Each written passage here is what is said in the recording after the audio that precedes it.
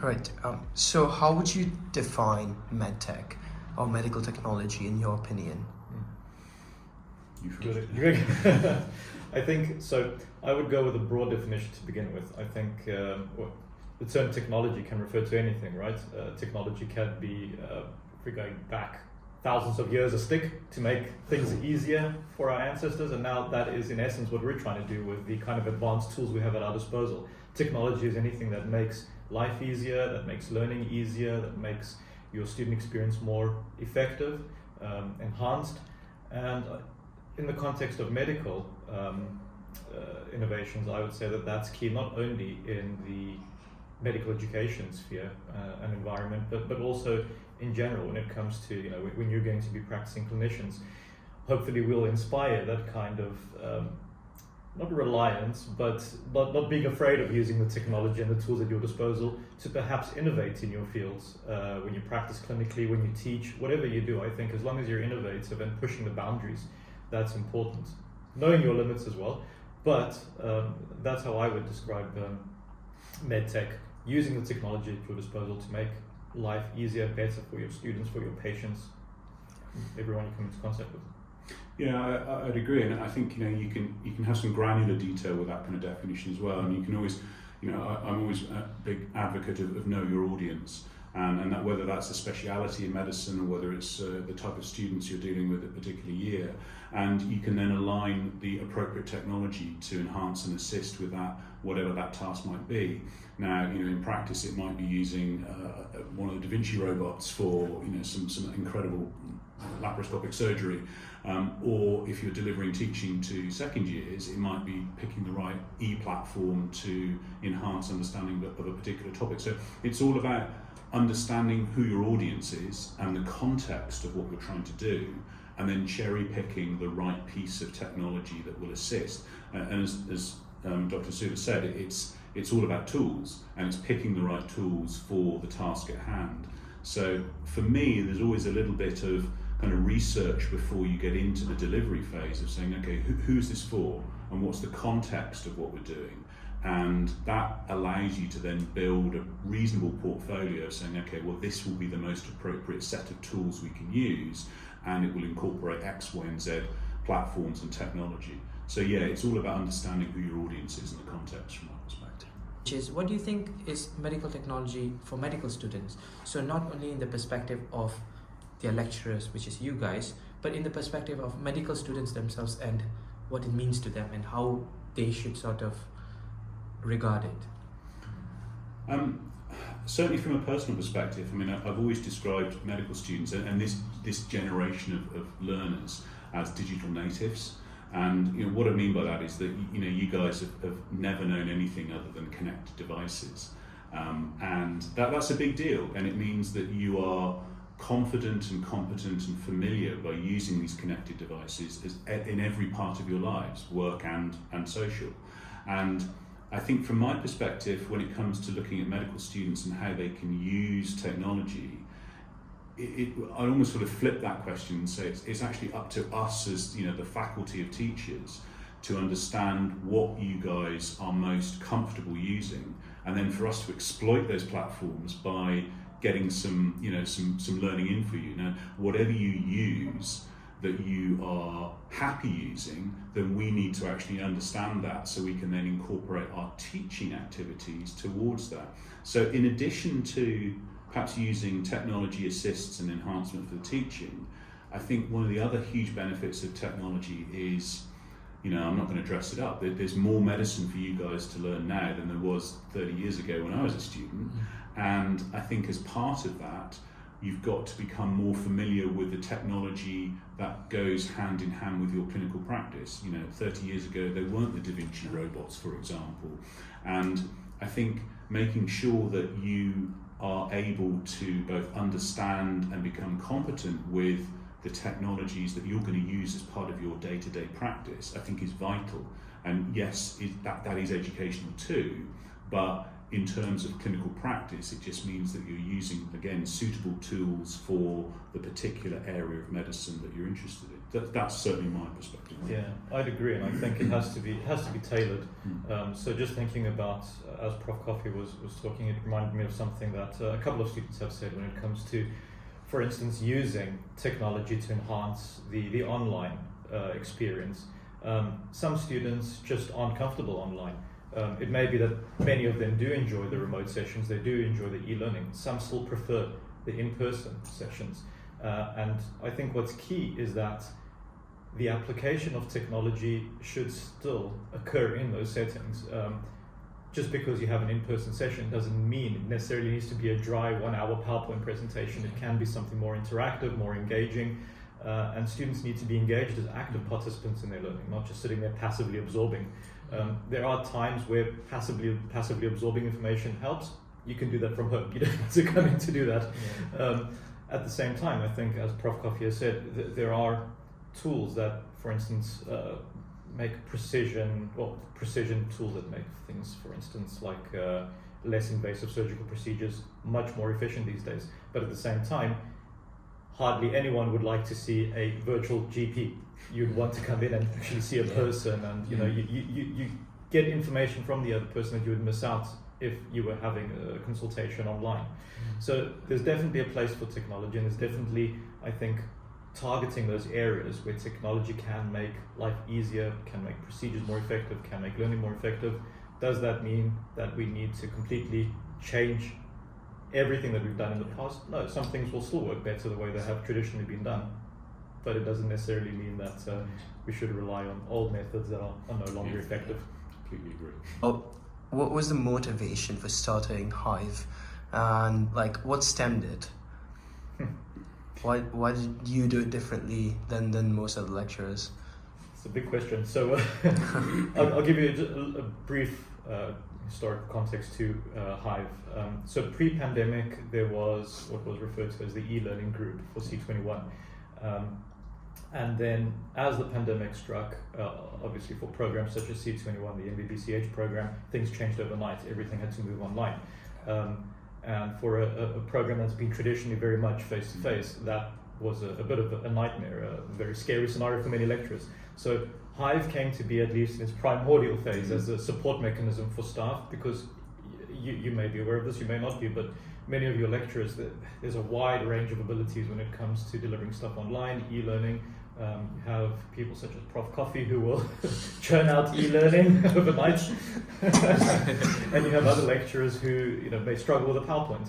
And our motivation was to establish a group that would first and foremost provide support to staff, standardize things in terms of what they could offer students in that environment. And we were pretty much convinced at that time that COVID and pandemic was a catalyst for what was really going to happen. Things were going to move in that direction in any case. And COVID just sped that up. So HIVE came about as a staff support mechanism initially, but to further enhance the student experience, because we all knew that you were living at home, living in halls.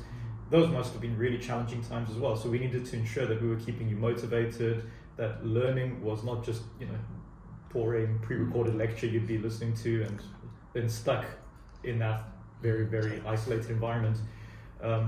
So we needed to build in features within HIVE that enhance the student experience, and bringing on board our student DJED reps and liaising with the student body was profoundly insightful, because it enabled us to really understand the student perspective, because we can approach it from this side of the lectern, but we need to know what's the experiences on that side of the lectern, and that was the motivation for HIVE. I think also as part of that, one of the things that Dr. Hassoulas alluded to is this idea that there are a lot of misconceptions among staff about what digital learning is and what e-learning is, and a lot of people think, well, just slinging some PowerPoint slides up on Learning Central, Blackboard is e-learning. And one of the things that HIVE is we're trying to define what is and what isn't e-learning, and we're trying to sort of emphasise with our definitions the importance of active learning. And it isn't just looking at something passively, because we can do that. A recorded lecture on Learning Central isn't necessarily e-learning, because it's too passive an experience. And one of the things that HIVE is very passionate about is making sure that whether it's staff that are seeking to upskill their portfolio in terms of learning how to create e-learning resources, digital resources, or whether it's the students actually informing our practice in HIVE to say, look, this is what we need, this is what we want, can you create something like that?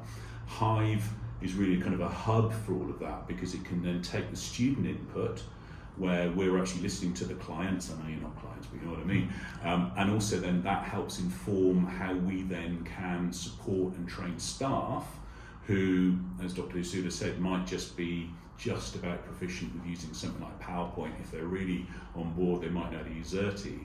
But we're always looking for ways that we can enhance the skill set to create outputs from HIVE that are going to benefit you guys in terms of how you assimilate information, how you learn the medicine. So, you know, there are lots of different things that fed into why HIVE came about.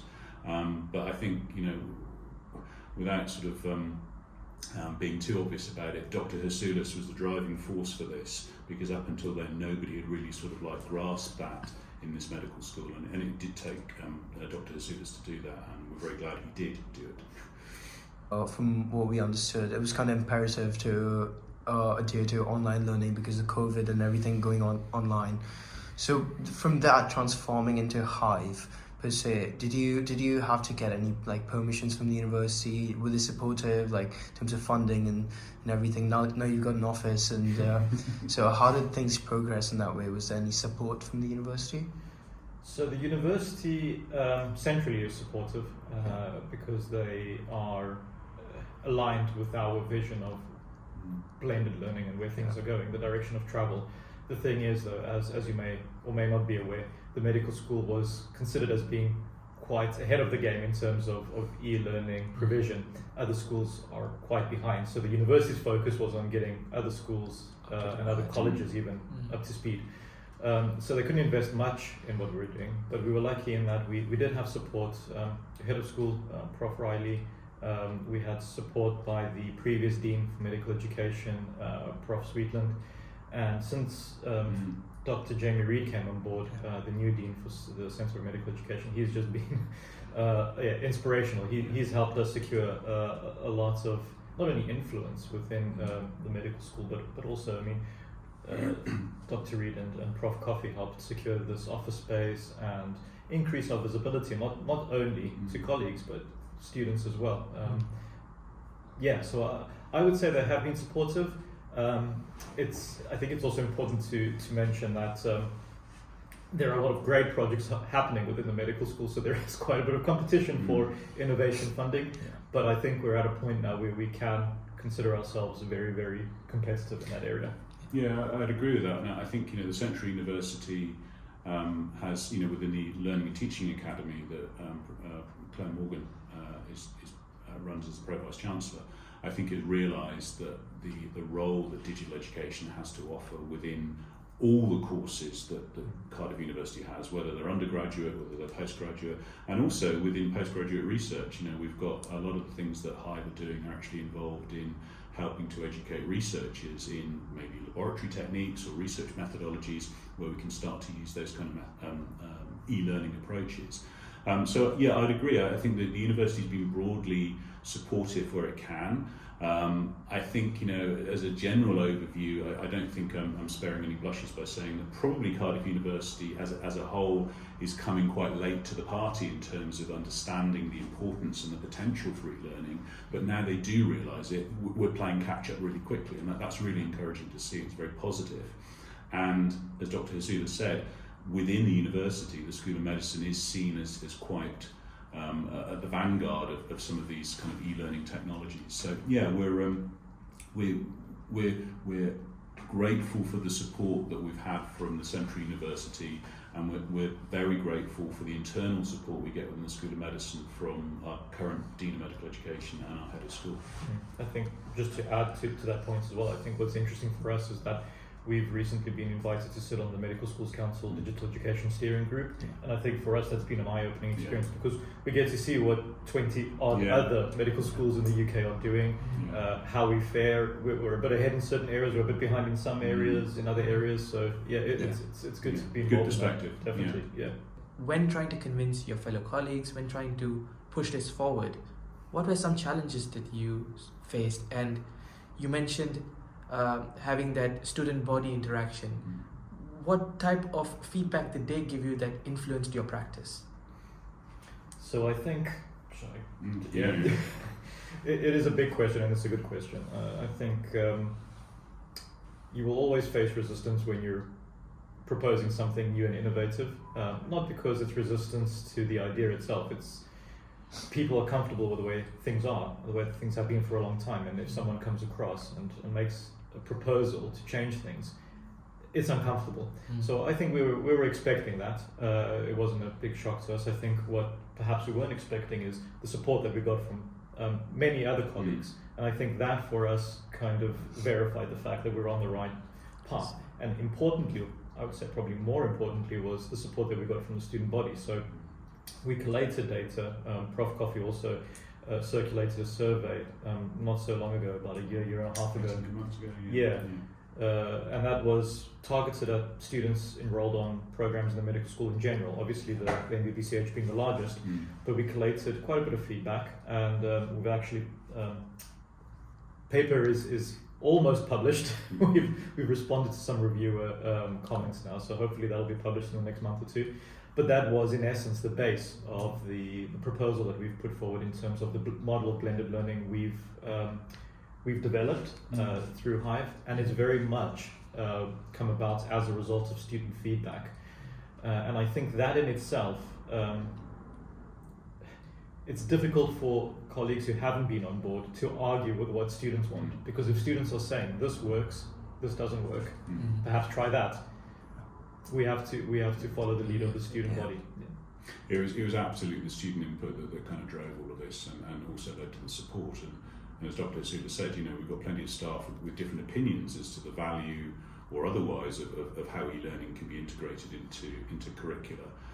But you can't argue with facts. You can have an opinion, but you can't argue with facts. And the evidence from all the feedback was absolutely clear, in that the students like to have the opportunity for aspects of the curriculum to be delivered in a digital format, and whether that is something that's an online activity for them to engage in individually, or whether it's a group activity in the classroom that's still digitally centred, the evidence is absolutely clear on that. And I think that was really helpful for us in terms of selling the concept, if you like, of why it's so important, because without that student input to say this is something we want and this is something we'd like to have the opportunity to explore, it would have been far more difficult for us to actually make the case for having this hub, this digital education hub within the School of Medicine.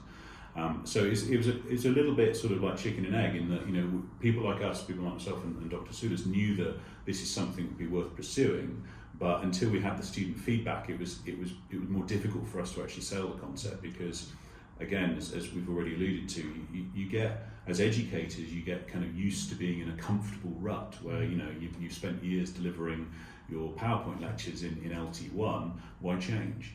Whereas we know that the change is important, because the change represents a shift in how you guys learn and how we can actually then align our delivery methods with how you learn. And it's just to make sure that we maintain what we call pedagogic robustness in what we do. And that basically means that if we're going to go to the time and trouble of delivering content to you, we want it to be meaningful for you from an educational perspective. So all of those things kind of fed into justifying HIVE's existence. And I said you can't argue with the data that's out there that we've collected, in that this is something that the students really wanted. So if the students want it, we made it happen. And it replicates what other unis have found. Absolutely, yeah, absolutely. You mentioned about this sort of pedagogical teaching style, and in the past it's been more about PowerPoint, going to a lecture theatre, presenting these things. And if you've seen that it works, why change it then? And as in, what is the importance of putting this technology into use in education itself? I get it, it's to keep up with the generation, it's available, so it helps. But then again, there's a saying, why fix something that isn't broken? So then, what's the point of and it's not like PowerPoints and these type of lectures are going out of date. They're still constantly being used. So why are you trying to push this change, I guess? I mean, certainly from my opinion, and you know, my opinion is born out of, I've long been an advocate of using digital resources as part of a blended delivery method. You know, way before COVID, I was trying to sort of push this agenda. And I think, you know, that there is a large component of academic faculty staff that have only ever known didactic teaching methods, where it's been very lecturer focused, very the lecturer presents information that the students then absorb, and that has been the model for, you know, hundreds of years. And the reason that, you know, it's time to think about how you change the delivery methods to incorporate other means of getting that information across. Partly it's in recognition that technology does allow us to use different methods now, and I think that's important to actually utilise that. But also, I think, and it's an important point, by offering different ways of delivering the content, you increase inclusivity. And we all know, and I'm sure you've experienced it as well, is that some teaching methods will work for you and some won't. And when everybody is kind of constrained into being in a lecture theatre at 9 o'clock on a Monday morning, and you're told that you're going to learn some cardiac electrophysiology whether you like it or not. For 5 hours in a row. And you're going to get lecture. That's not necessarily the best way to learn. Now, it's not that the content delivered in that traditional way is incorrect or out of date. Obviously not, but it's just the modality for the learner might not suit their particular needs. So one of the things that HIVE is very keen on doing is making sure that there is almost like a menu of opportunities for given learning outcomes, such that students who prefer learning in a different way have at least that opportunity to say, you know what, I'm not going to get anything out of a traditional lecture given in LT1, but if I look at a resource covering the same learning outcomes online, then I'm maybe going to assimilate that information in a better way, in a more meaningful way.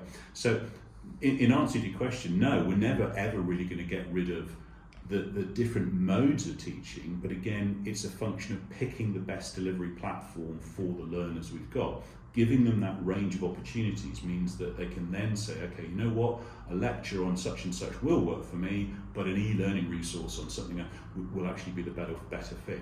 So it's all about trying to find the best method of delivering a learning outcome that aligns with how the students actually assimilate that information in a meaningful way and not just sort of sitting there falling asleep. And it's that assimilation of information that I find quite interesting. So why did the lecture come about to be in the first place? So historically it was because someone in the village had the book and he or she stood there reading the book to everyone else who couldn't read or didn't have the book. So that's how the lecture came to be. And we've just kind of always got along with it, and that's somehow become synonymous with higher education over time. You can't go to university and not have a lecture, that's ridiculous. At the same time, I agree, we shouldn't do away with all of those lectures, those in-person lectures, because, I mean, let's be honest, it's a very effective way of just a massive knowledge dump in 50 minutes. Consistently, yeah. But is it the most effective way of getting a better understanding of the detail involved on the topic? Probably not, because unless you have those supplementary resources that will help you explore, perhaps, you know, the lecturer touched on this concept in 2 minutes. How are you then going to know what you need to know about that particular area of that lecture, unless you're guided in some way? And what students have been doing historically is they've been saying, well, I found this, and this was in CBL that we became aware of it, I found this really great resource by King's or Manchester University. And we thought, well, these are great, they're very impressive, they're very nice, but how do we know that they align with our learning outcomes? We needed to develop something supplementary that would support your learning, that we knew would enhance your experience, but would also align with the learning outcomes and subsequently align with your assessments. Now, assessments are a different story. I'm not going to get into that because pedagogically there are a lot of opinions, but I mean, I think students learn in different ways. We hear this argument a lot that why aren't you pushing textbooks? An example I used actually yesterday when we had a journal club. Staff have journal clubs once a month, and someone asked, well, you know, why aren't you pushing textbooks anymore. And the kind of example I used is a couple of weekends ago I built a shed. And I didn't use the manual, much to my wife's despair. I used a YouTube video, and that's what students, they come to see. I found this really great explanation of X, Y, and Z on YouTube. Great. That'll help you get the knowledge that you need right now. Will it help you in being, a physician one day? Probably not. I'm not going to become an expert in building sheds just by looking at a YouTube clip. I need to, go further than that. But I think all of that stuff comes together. You do need the textbook, and we can use interactive digital textbooks now. They don't have to be hard copies if you don't like hard copies, but you need other stuff as well. It's that blend that's important. I think it also comes back to understanding your audience again, and saying, okay, for this particular teaching session, what we're trying to achieve can only be achieved in person. And for another activity, it might be, some theoretical knowledge acquisition. Do I honestly need to drag 330 medical students into LT1 to tell them how an ACE inhibitor works? No, I can do that with an online resource. And just as an interesting tangent, which I think is maybe getting a little bit more coverage now and will be becoming more relevant, we've also got to think about things like environmental impact of in-person activities. If you drag 330 medical students into LT1, they have to light it, we have to heat it, we have to do all the things that are going to have an environmental impact, when in fact you could argue that some of those activities could be delivered using a digital device and not having to drag people in to actually have that kind of impact. So there are plenty of ways of arguing why we need to have this opportunity available to learners and to staff. But are we ever going to get away with do away with some of these methodologies? No, they will just form part of a catalogue of options that we can consider, and we literally just cherry pick the right delivery method for that particular teaching session. Right. Very interesting again. So we kind of went through the benefits of this sort of learning over the traditional, say, lectures, right? So what would you say the objectives are when you're creating such e-learning resources, and how would you get more students sort of involved in it? Engaged, yeah. I mean, I would say there isn't a kind of one-size-fits-all approach to this. When we develop e-learning, I think it's very much looking at tailoring it to the needs of a particular cohort at a specific point in time and for a specific topic. I think that's how we approach it, and that's the basis of our model of blended learning that we've put forward. So Pebble is personalized, evidence-based, blended and inclusive. And that in essence is what we try to do with our e-learning. So for instance, Prof. Coffey will identify, and I don't want to speak on your behalf, you'll probably go into this in a lot more detail, but when you're developing e-learning for cardiology, you know much better than, for instance, I do what students' needs are in that particular case. Whereas when it comes to, for instance, some of the neuroanatomy stuff that we'll do in cases 5 or 13 or 10, then I will look at your feedback and the feedback of your predecessors and say, maybe this lecture isn't the particular lecture isn't working all that well. How differently could we deliver that material to further enhance students' understanding? And we also look at performance. So our assessment team will send us your performance on certain items. And if consistently you're not doing well on a particular subject within that area, and engagement with the lecture material and all that's not great, then we need to look at something else.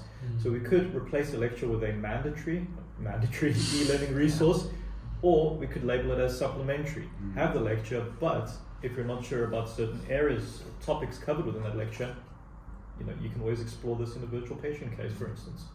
So, I mean, certainly one of the things that's been a driving force is to listen to what medical students like and dislike in terms of subject areas. And from a personal perspective, I've always found the value of an e-learning approach can be specifically for those areas of medicine that might have been historically or are historically more challenging for medical students to assimilate. Now, they tend to be the kind of the laboratory-based science components, whether it's biochemistry, pharmacology, genetics, immunology.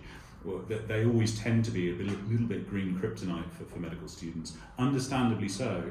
And so, using one example, we kind of polled our first years a couple of years ago to say, look, which areas of medical science do you find challenging? And then nearly all of them said, biochemistry. And biochemistry is one of those kind of like hard to swallow subjects. From my perspective, only because of how it has been traditionally taught. And so we took a particular area, we asked the students to say which bit of biochemistry you really sort of like having trouble getting to grips with. And they told us which areas were challenging them, and so we created a very short, hopefully more meaningful resource on that particular aspect of biochemistry for them and deployed it as a bolt-on. So it wasn't a mandatory completion, it wasn't a timetabled activity, but it was to say, look, to go with your timetabled activities in this particular area of biochemistry, we've also created an adjunctive resource that will hopefully fill in some of the gaps for you. And again, some of the feedback we got from the students was very positive from that, saying, okay, that was really helpful to have that assist with some of the timetabled activities. So certainly, from a personal perspective, when we're thinking about creating digital resources, e-learning resources, we paradoxically try and deliberately pick those areas that we know are challenging. There's no point in creating an e-learning resource on something everybody gets and is really good at, because you're going to get it and you're really good at it. It carries some value if you can find a really difficult subject and present it in an e-learning format that suddenly makes it more meaningful and easier to digest for the students. So that's certainly one of the driving forces for it. And on that note, sorry, it just reminded me of some of the work that Dr. Delmeida is doing.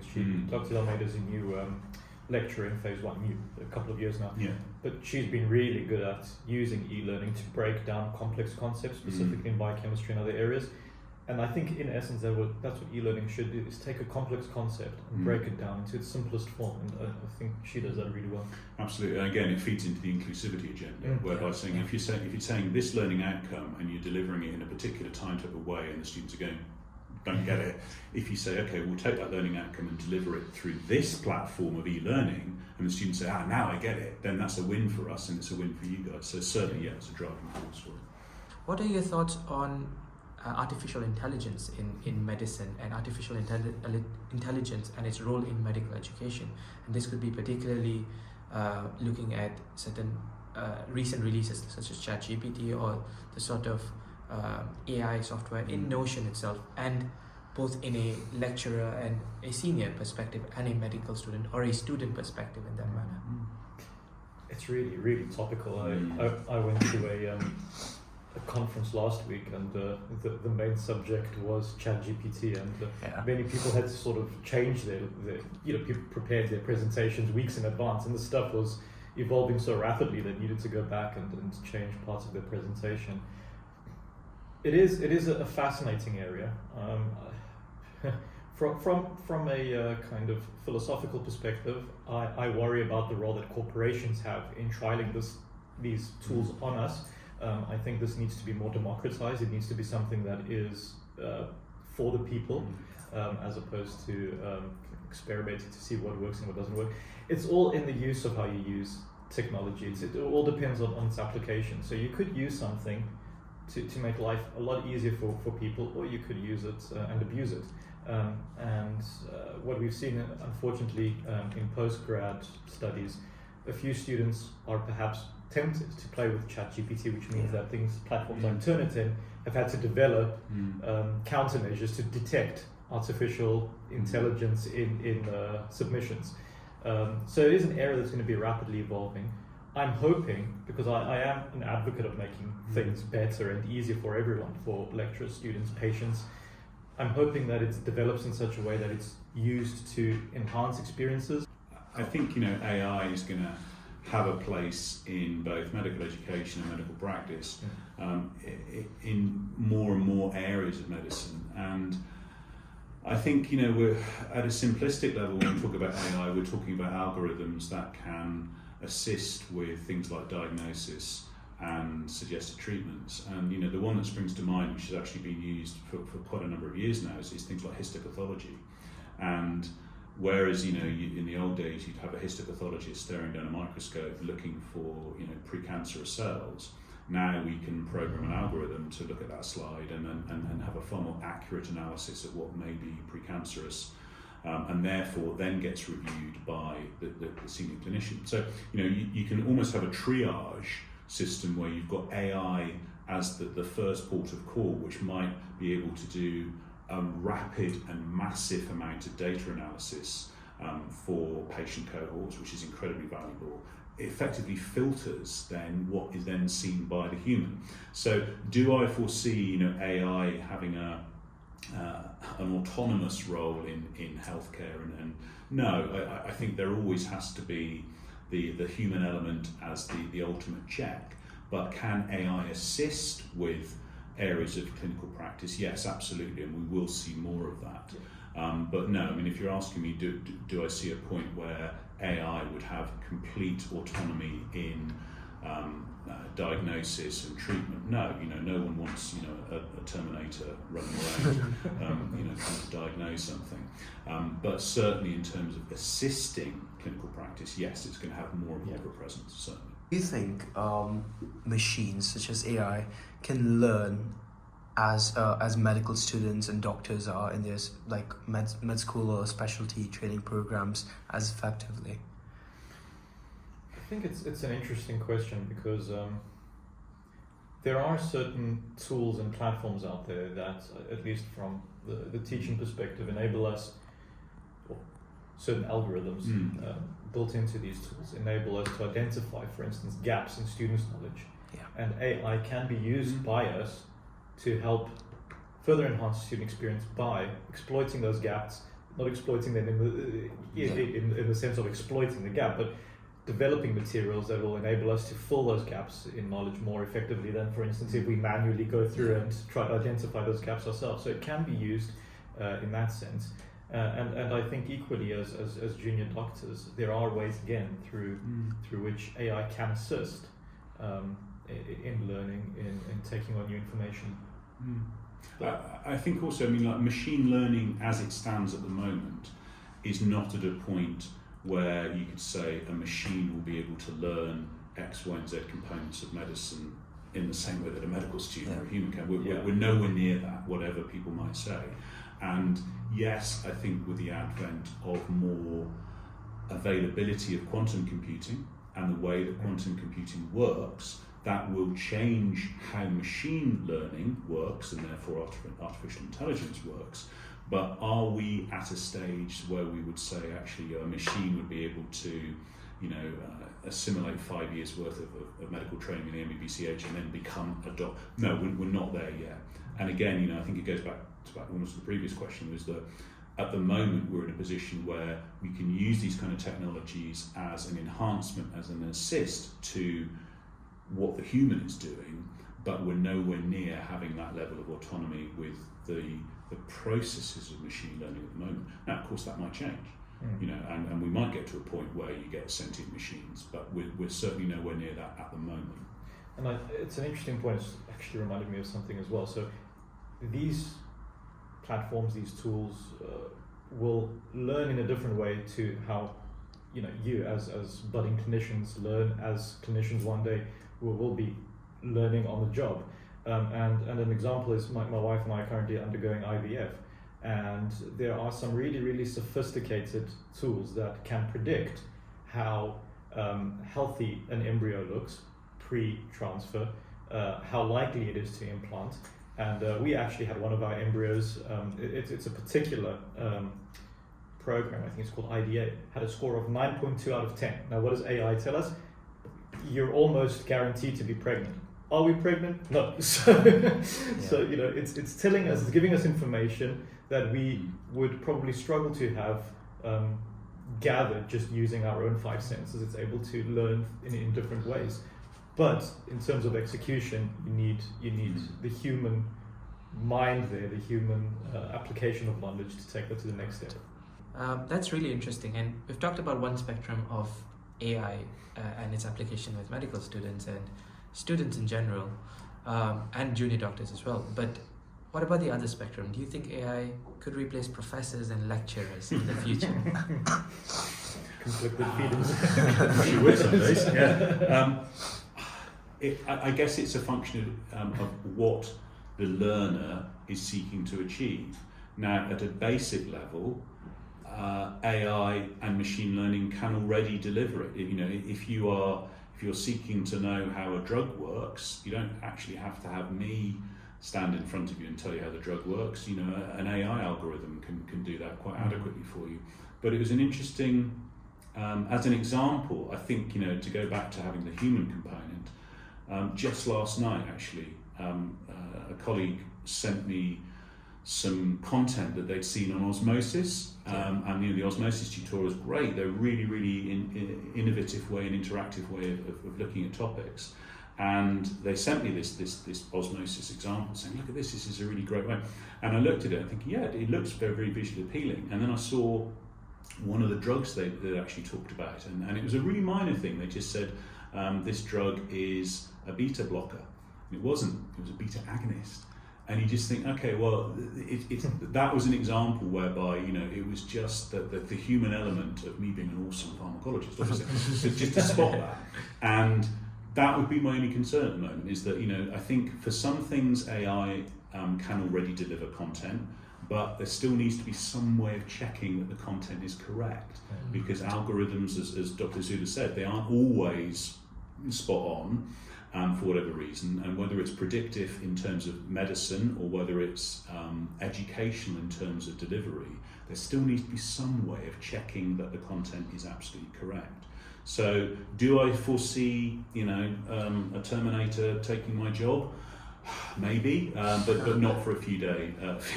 For a few years, yeah, Freudian slip there.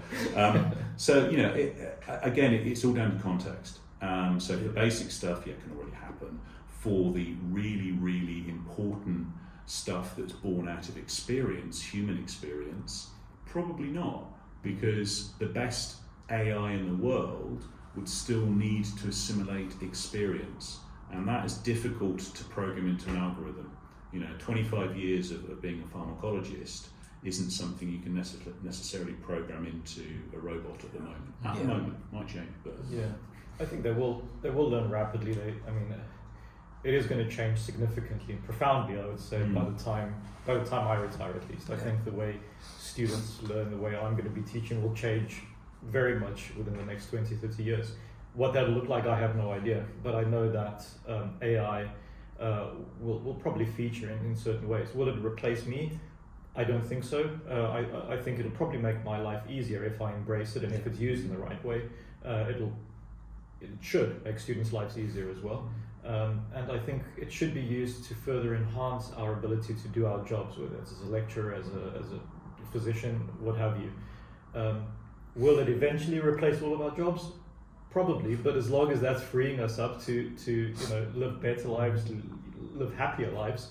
I agree, as long as it's an enhancement, not a threat. I guess if you asked a farm worker 150 years ago, would they ever foresee a time where they wouldn't be, picking crops in the field? They'd say no, but of course, 99% of things are, machines and tractors and combine harvesters. So I think, technology does move on, and that does change human roles. But as long as it is only ever an enhancement and not a threat, then that's a good thing. So how's COVID-19, I think we spoke about this, influence the progression of technology, would you say? And how do you deal with this increased burden of adapting all of a sudden to just jumping onto online learning? And this is not particularly only with you guys, but again, as you educate the whole lecturing population, there might be people who are not only advanced, but they don't want to change. So how do you deal with that? COVID, the COVID situation was certainly an accelerant to the agenda, but I think as Dr. Hassoulas kind of alluded to before, it was always the direction of travel that we had even before COVID, that we were all moving towards this idea of realising the potential and power for something like e-learning within curricula. But COVID, as you said, kind of changed things overnight, and it did force the agenda. And in some ways that helped, and in some ways that hindered, because it helped in terms of it did crystallise what we had to do literally overnight, and we did have to adapt very quickly. It hindered in that, it did shine a light on staff who weren't particularly IT adept or wanted to change, and forced them to, or forced us rather to sort of engage with them. And that is an ongoing, story in terms of, we do have a lot of people now, a lot of staff who are very much more IT savvy and realise that the power of e-learning, but we also still have individuals that we still like to support in getting to a point where they feel confident in using e-learning approaches. I guess from my perspective, the only thing positive, if that's the right word to say, from the COVID experience is that it did accelerate the point at which we are at now. And I think without having that COVID force factor on us, we might not be as perhaps well developed as we are currently, because we had to do everything overnight. And I think one of the driving forces was that we were never a course that could stop. Because we're training doctors and we can't stop training doctors, so it was never an option. It was never an option to say, "Oh, COVID, we'll press the pause button." We could never stop creating and training doctors for the NHS. So we had to find an immediate solution, and it did force us to be creative and innovative in a very short time scale. And I think the positives now is that we can now build on that. So now we're through the worst of it, and I know COVID is here to stay, but we're through the kind of the lockdown nightmares that we had. We can now build on what we had to do under pressure in a slightly more measured way, with a little bit more breathing space to say, okay, we had to do this short notice, but now we can actually finesse something and make it more fit for purpose. Definitely.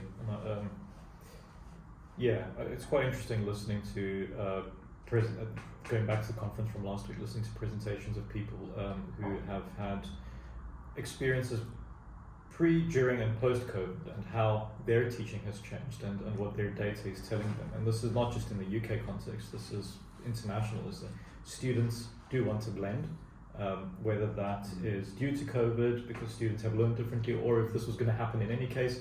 I'm of the latter opinion. I agree, I think it's going to happen anyway. Students want to blend. They don't want to be purely online, they don't want to be purely in the lecture theatres for 8 hours a day. They want to blend. And I think that's really, really important to embrace. I see. How many years of sort of progress do you think was encapsulated in this COVID sort of change? And how many years would it have taken for you to attain the point you were without COVID? I think what's important to point out there as well is that those of us who were in the core group who kind of got HIVE up and running, we did take a lot of extra hours on. So this was not built into what we have is workload modeling, and this was not built into our workloads. And we're lucky now that we're at a point where the senior management team are saying, no, you need to build this into your workloads, because as you'll realize one day, being junior doctors, you need to also make sure that you're not going to burn out at some point. So I think we took on extra hours, which did help us accelerate the process. I don't know if I can put a value on it, maybe a year or two. I think everybody was influenced by the way that COVID affected all aspects of life, whether it's learning, whether it's social life, whether it's working life, whatever. I'd agree. I think from our perspective, having to convert everything to a digital platform with zero notice meant a lot of evenings and weekends, and all colleagues, whether they're IT competent or not, engaged in that fully, because we knew that the mission was to keep training you guys. So I think whether somebody was adept at creating e-learning resources or not was academic, everybody kind of mucked in and put in those extra hours to make sure that we could keep the course running. And that's a huge credit to the faculty that we did that. How much did it accelerate the ongoing agenda? Probably about 2 years.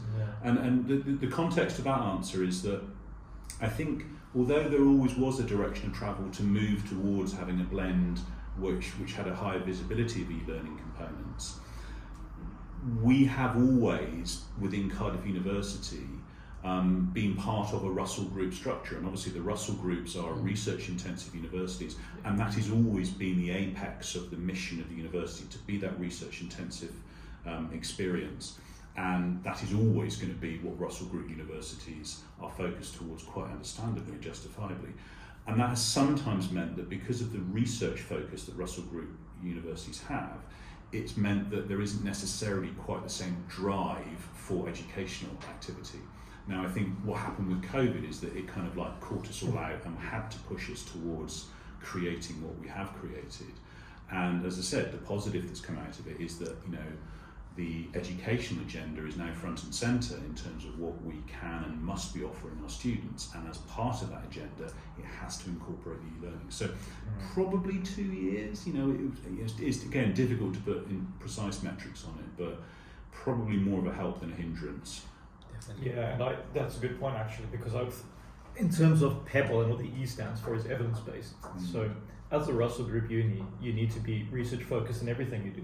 So when we're talking about research-led teaching, it's not just about Prof. Coffey being an expert in his field and knowing the latest research. It's also about people like us using pedagogic research to further enhance your learning. And I think you can't really, as Prof. Coffey has kind of alluded to, you can't separate research on the ground from research in teaching delivery. We need to be evidence-based. Yeah. And I think that's where we've accelerated our pedagogic activity. We're much more involved in that.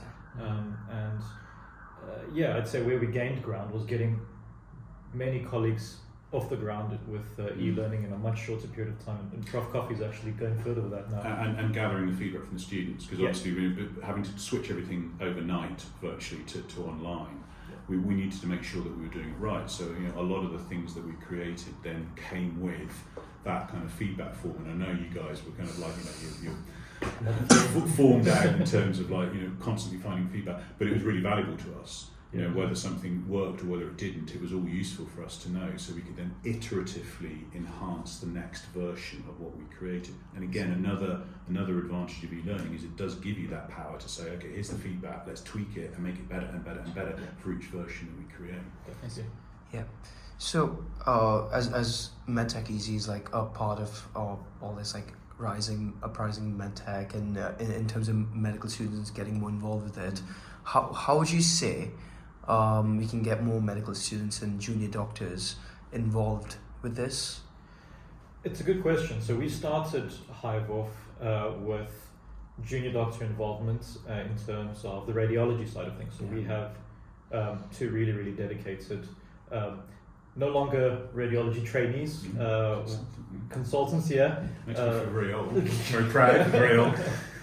So definitely there is space within the HIVE infrastructure for a junior doctor on, and in terms of students as well, it would be great to collaborate with yourselves, because I think that's key, not only in having student body, student representation at the forefront of everything that we do, but also you have a perspective that we lack, because you kind of, as Prof. Coffey has said, you're digital natives, and I would say natives in certain things. Perhaps not digital natives in the broader sense, but those areas where you are digital natives, we are probably lacking in, and that kind of collaboration, working together would help. For instance, we're working on 2 international collaborations. Prof. Coffey with a medical school in Grenada, St. George's, and myself with a medical school in South Africa, in Cape Town. And these are projects where we're looking not only to enhance your experience here in Cardiff, but also the experience of those students in those countries. And the best way to do that is to kind of have students on board. What would you like to learn, for instance, from the students in Grenada or in South Africa? For instance, in South Africa, if we're doing a case on imaging, something that you'll rarely come across here are gunshot wounds, whereas you will come across those if you're working together in an e-resource. Then what would those students in Cape Town not come across that you could perhaps explore in more detail? And those kind of collaborations, building those networks internationally, are key.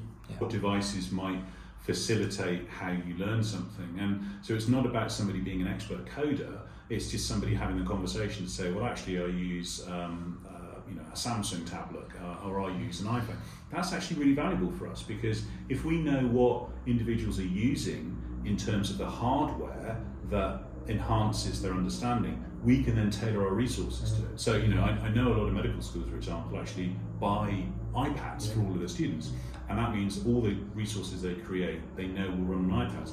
Now, we've got a slightly more kind of like diverse kind of population in terms of what students use, but in terms of getting more engagement, it is literally a function of having a conversation to say, look, we're not expecting you to be coders, but we are interested to know what you use as a device, and what platforms. If somebody turns around and says, we use TikTok, then it's up to us to actually make sure that we can exploit that to say, okay, we'll deliver some content on TikTok.